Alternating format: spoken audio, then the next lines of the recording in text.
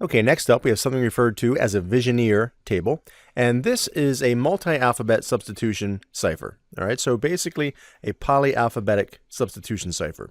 So it consists of your message and a keyword that only you and the other person will know. All right, so you need to share that keyword, but as you can see on the table on the right-hand side here, your keyword will go on the left, your message will go on the top, and to make things more difficult to guess, you should take the spaces out of your message. All right, so I'll show you how this works in just a moment, but we're going to basically have our message, and then we're going to have our keyword, and that keyword will repeat over and over again until it fills up the length of our message. All right, so as an example, let's say we have this specific phrase. I want to pass this on to my friend. Okay, say I'm Bob. I want to talk to Alice, my dear old friend. We've been best buds since the dawn of the computer age, right? So I want to send to Alice this message that says Pluralsight Security Plus rocks. All right, so that's the message. And then my keyword is going to be CompTIA, okay, CompTIA. What I'll do is repeat that keyword over and over and over again until it basically takes up the same number of characters as my message. And then I will, in turn, then encrypt that message based upon that Vigenère table, okay, which I'll explain in just a moment. But as you can see, the message, the keyword, which again repeats, and then the encrypted message below. So if the person doesn't have the keyword that I used, they're not going to be able to very easily decipher that. Now with a computer in real life, you could brute force this. Now there'd be quite a number of variations to try. A computer could obviously do it, but depending upon the length of your keyword, it could be extremely lengthy. So if we look at an example, okay, here's our message and our keyword. So here's a Vigenère table. All right, so our message it goes up on top. Our keyword is on the left, and basically we have Pluralsight Security Plus rocks as the message, as again, CompTIA over and over again as the keyword, and our resulting encrypted message. So our keyword, you'll see here, on the left, we have C is the very first letter of our keyword, right? CompTIA. So we go from C all the way over until we get to P, which is the first letter of our message. Okay, so where those two intersect is the letter R. So that is where you see here, P over C, and the resultant R is the encrypted letter. The next one, all right, is going to be the same thing, L and O. So O from CompTIA, that's the keyword on the left. On top, we have L as part of our message. Okay, that's the L in Pluralsight Security Plus rocks. We find out where those two intersect, which is Z, and as you see, now that's the second letter of our encrypted message. And you would proceed through that as it goes through the entire message, and then that would give you your message. Now, if the other person doesn't know that keyword, it's going to be very difficult for them to decipher that. However, as I said, with a computer, they could brute force that because in reality, it's 26 to the n minus 1, right? The n being the length of the keyword. So that's how many variations there would have to be in a brute force attack before you would exhaust all possibilities. But again, with a very powerful computer, that is very doable. Okay, so a Vigenère cipher is really not considered a secure algorithm or a secure way of communicating outside of just maybe friends passing messages. But if you want to do anything that has a high degree of security, obviously this would not be the method that I would choose.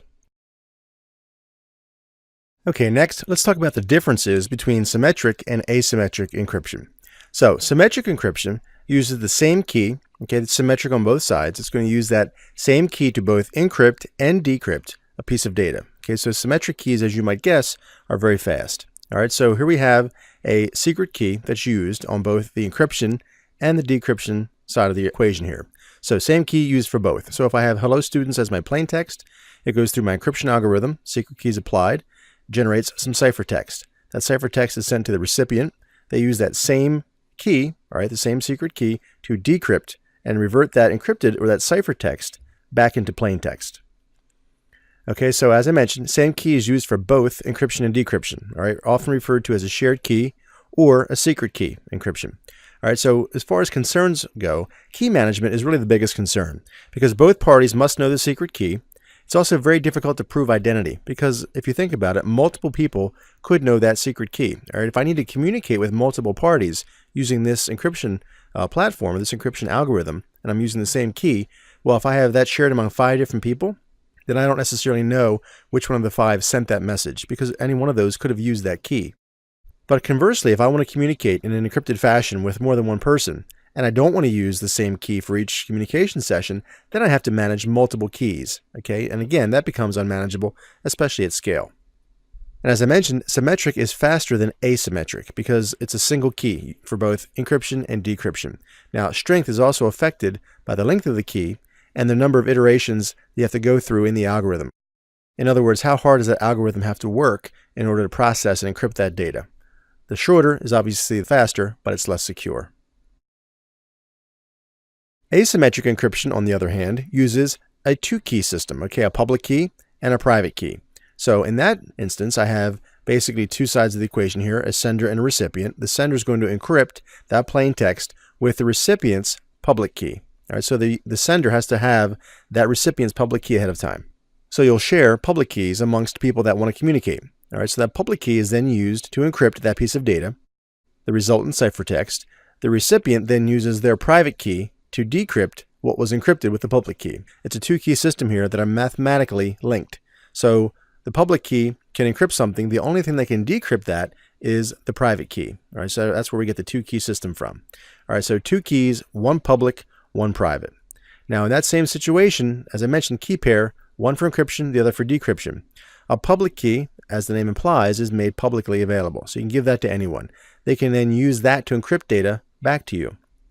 A private key, on the other hand, that must be kept secret. Okay, that must be guarded at all cost. And then either key can encrypt or either key can decrypt, depending upon what we're doing. All right, so we can encrypt with the public key, as I mentioned, and then decrypt with the private key. We can also encrypt with the private key and decrypt with the public key, okay, if we're doing digital signatures and so forth. So messages encrypted cannot be decrypted with the same key. That's why we have this two-key pair system. Public cannot do public, just as private cannot do private. If you encrypt with the public, you have to decrypt with the private and vice versa. Okay, so just understand that basic concept.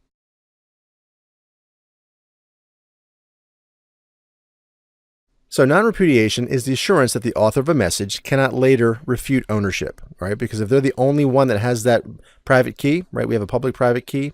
If they're the only one that has that private key, well, basically, they're the only one that could have signed that message. So it's an asymmetric encryption function, right? We talked about the public key, private key, and it's based on the premise of a secret key that only the sender would know. Now, that does not prevent someone from compromising a user's secret key, however, right? Someone could break into their house, they could literally jump on their computer and send something as them, all right? So it does not prevent that. But for the most part, as far as repudiation is concerned, or non-repudiation rather, if something is digitally signed, we have a high degree of assurance that it came from the sender. Okay, next we have hashing. And hashing is a mathematical algorithm applied to a file before and after transmission.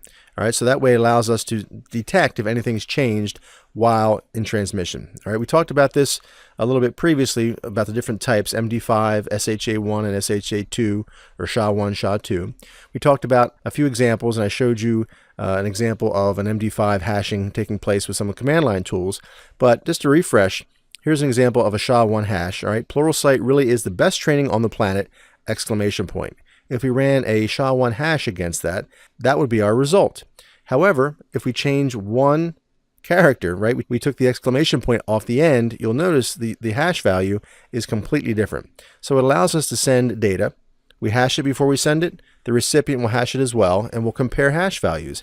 If those hash values are different, we know that something happened in transit. Either it's been tampered with, or it somehow got corrupted, so we can just drop that packet and then resend another.